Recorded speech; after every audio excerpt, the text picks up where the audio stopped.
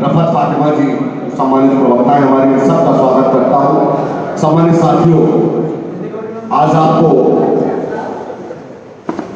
Bharatiya Janata party की योगी सरकार जो भ्रष्टाचार में नंबर 1 है, तो 2022 में चुनाव प्रस्तावित है, इन सारी बातों को करने के लिए आदरणीय दीपक सिंह जी आपको संबोधित करेंगे। मैं दीपक सिंह जी से प्रार्थना करूंगा कि आपको जो भ्रष्टाचार के खुलासे और जो बहुत बड़ा खुलासा है, आदरणीय दीपक सिंह जी आपके सामने रखेंगे। आदरणीय दीपक सिंह जी। धन्यवाद अशोक भाई।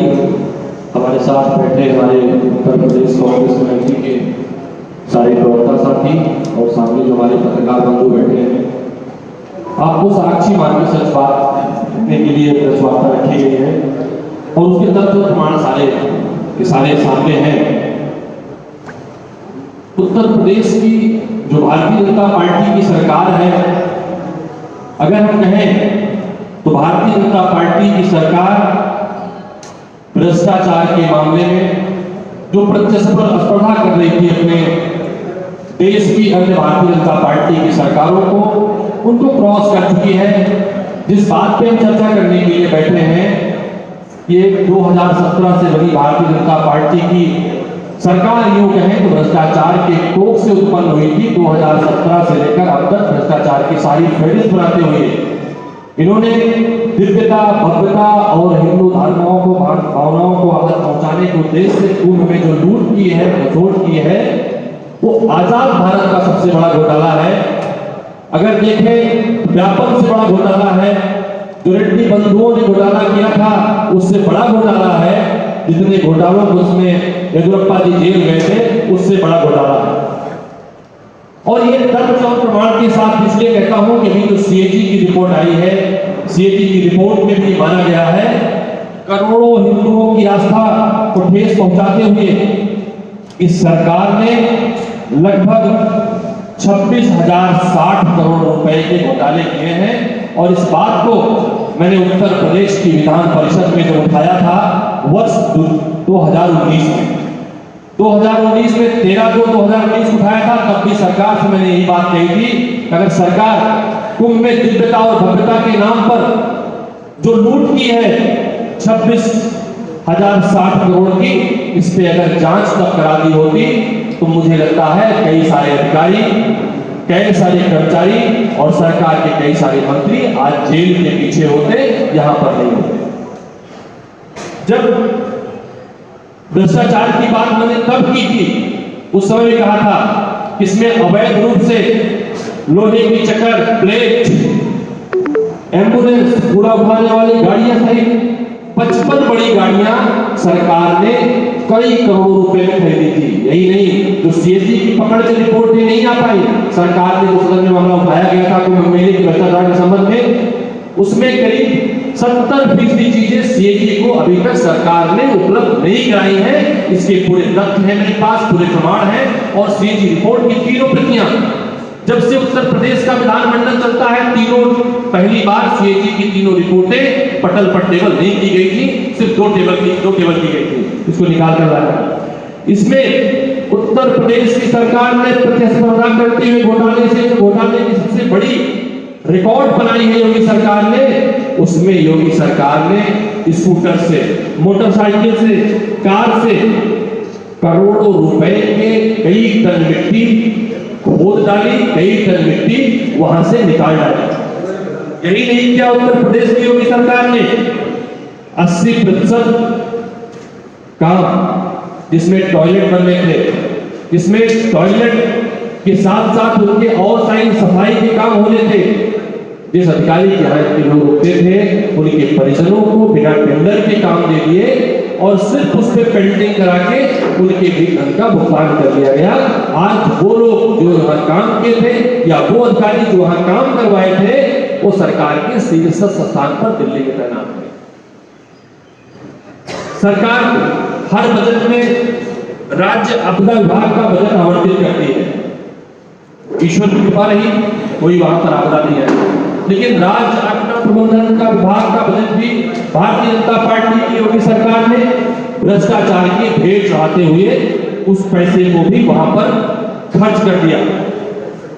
500 ऐसी छोटी मशीनें खरीदी गई जिनके तथ्य और प्रमाण है। जो मशीनें सिर्फ और सिर्फ कागज पर खरीदी गई, कुंभ का मेला समाप्त हो जाने के बाद भी वहां पर मौके पर मशीनें उपलब्ध नहीं है। इन बातों को तथ्य और प्रमाण से इसलिए कहता हूं कि जो सीएजी की रिपोर्ट में चीजें दर्ज नहीं हुई है, इसके पहले भी जब कांग्रेस पार्टी ने इन मुद्दों को उठाया था तब सीएजी की रिपोर्ट में, पुरानी सीएजी की रिपोर्ट में चीजें दर्ज है, तब भी माना था। क्योंकि आज आपके बीच में इसलिए भी आना पड़ा, सरकार लोकतंत्र की हत्यारी है, इसके प्रमाणित दर्ज है। सदन में प्रस्तुत होने वाली रिपोर्टें प्रस्तुत नहीं होती, जिनकी जांच होनी चाहिए सदन उठाए गए मांग पर जांच नहीं करती। इसका भी प्रमाण है कि जब 2017-18 के दौरान 6 विभागों में 4151.75 करोड़ का घोटाला हुआ था, ये भी सीएजी की पुरानी रिपोर्ट से निकाल कर लाया हूं, तब भी सरकार नहीं चेती थी। यूं कहें, क्या सरकार जिस तरह से काली नीली राक्षस भगवान राम का जोर जोर से नाम लेकर हनुमान को गुमराह करना चाहता था, भारतीय जनता पार्टी की सरकार कभी जमीन घोटाले के नाम पर, आस्था के नाम पर, कभी कुंभ में दिव्यता और दिव्यता घोटाले के नाम पर सिर्फ आस्थाओं को ठोस पहुंचाते हुए भ्रष्टाचार करेगी। सरकार का जो जवाब आया था, सरकार जब मैंने सदन में पूछा था, सरकार ने कहा था, सरकार ये डिप्टी सीएम का रिकॉर्डेड जवाब है। डिप्टी सीएम ने जब हाउस में पूछा गया था तो उन्होंने कहा था इसमें बड़े बड़े लोग आ रहे हैं, इसमें हम 71 देशों के राजदूत को बुला रहे हैं, कहां के राष्ट्रपति को बुला रहे हैं। क्या जब अब सीएजी की रिपोर्ट आ गई है, क्या उन देशों में भारत की क्या इमेज बनेगी? कुंभ की दिव्यता और दिव्यता के नाम पर जो लूट हुई थी उसकी क्या रिपोर्ट बनेगी? क्या सीएजी की रिपोर्ट जिसे भारतीय जनता पार्टी के लोग 2014 के पहले तक लेकर घूमते थे, इससे भी रिसाई हुआ करती थी, क्या सीएजी की रिपोर्ट को मान्यता प्रदान करेंगे? क्या भारतीय जनता पार्टी की जो सीएजी की रिपोर्ट उनके भ्रष्टाचार खुलासा करने की आई थी, अब भारतीय जनता पार्टी की उससे रिश्तेदारी हो गई है, भारतीय जनता पार्टी की बधाई निकलेगी सीएजी की रिपोर्ट, इस पर कार्रवाई नहीं करेगी। कांग्रेस पार्टी इस प्रेस के माध्यम से जिन चीजों के तथ्य और प्रमाण चाहिए होंगे उन आंकड़ों के साथ आपके सामने उपस्थित है। इसमें जो 75% चीजें अभी तक सीएजी के पास नहीं पहुंची हैं, उस पर कांग्रेस पार्टी ये मांग करती है सर्वदलीय एक कमेटी या तो विधानमंडल की बना ली जाए, वो जांच करे, या उन कमेटी की रिपोर्टों को सरकार नहीं मानती। कांग्रेस पार्टी ये मांग करती, क्योंकि इसमें सरकार के बड़े बड़े आला अफसर से लेकर मंत्री का शामिल है, सरकार के मुख्यमंत्री का इसमें ऑफिस शामिल है। इसकी हाईकोर्ट की सेटिंग जज से इस भ्रष्टाचार की, आजाद भारत के सबसे बड़े घोटाले की, व्यापम से बड़े घोटाले की जांच हाई कोर्ट के जज से इसकी जांच करा ली जाए, तथ्य सामने आ जाएंगे। अन्यथा जिस तरह से जब सरकार 2017-18 की सीएजी रिपोर्ट को नहीं मानी, ये जो इसके पहले 2.5 साल पहले कदम उठाया गया उस बात को नहीं मानी तो पकड़ नहीं जाएगी।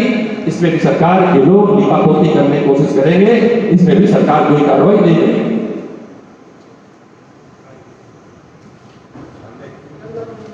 कुछ क्वेश्चन होगा साथियों का कोई सवाल आपका हो? नहीं होती है तो क्या कांग्रेस पार्टी सड़कों पर उतरेगी या आंदोलन करेगी? देखिए, जो पहले राउंड में हुआ है, क्योंकि जो भ्रष्टाचार हुआ है, भ्रष्टाचार का 25% हिस्सा सीएजी की रिपोर्ट में आ गया है, 75% भ्रष्टाचार का खुलासा होना बाकी है। कांग्रेस पार्टी इलाहाबाद पे एकदम वहां की भौगोलिक स्थितियां कहां कैसी कैसी क्या रही है, उसकी जांच के लिए जल्द एक प्रतिनिधिमंडल इलाहाबाद भेज रही है। दूसरा, जो हमारे कांग्रेस पार्टी का लीगल डिपार्टमेंट है, इसको लेकर हाईकोर्ट जा रहा है और हाईकोर्ट में उसके खिलाफ एक पीआईएल दाखिल करेगा, जो जांच के लिए होती है वो दाखिल करेगा। और कांग्रेस पार्टी को के लिए ऐसी पार्टी उत्तर प्रदेश की है जो भारतीय जनता पार्टी के अहंकार के खिलाफ सड़क से लेकर फ्रंट से संघर्ष करती है। कांग्रेस पार्टी सदन में इस मामले को उठा चुकी है, सड़क में लेकर संघर्ष करने को लेकर। और कोई सवाल साथी को? बहुत बहुत धन्यवाद।